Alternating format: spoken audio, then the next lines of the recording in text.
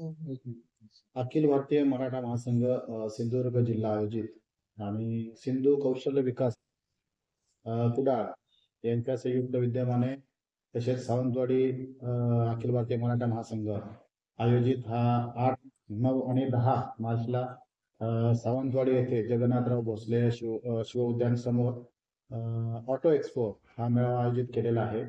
आणि या मेळाव्यात ज्या काही शासनाच्या योजना आहेत तर त्या एकाच छताखाली कशा उपलब्ध होतील या उद्देशाने आणि आपल्या मराठा महासंघाचे किंवा मराठा समाजातील जे बेरोजगार आहेत तर त्यांना रोजगाराच्या संधी उपलब्ध होण्यासाठी मार्गदर्शन करण्यासाठी विविध स्तरातील प्रतिनिधी या मेळाव्याला उपस्थित राहून मार्गदर्शन करणार आहेत. त्यांच्या योजनांचा त्यांना कसा जास्तीत जास्त लाभ होईल या संबंधी माहिती देणार आहेत. सगळ्या ज्या बँका आहेत म्हणजे ज्या नॅशनलाइज बँका आहेत त्या बँका येणार आहेत. जी महामंडळ आहे ते महामंडळाचे प्रतिनिधी उपलब्ध असणार आहेत.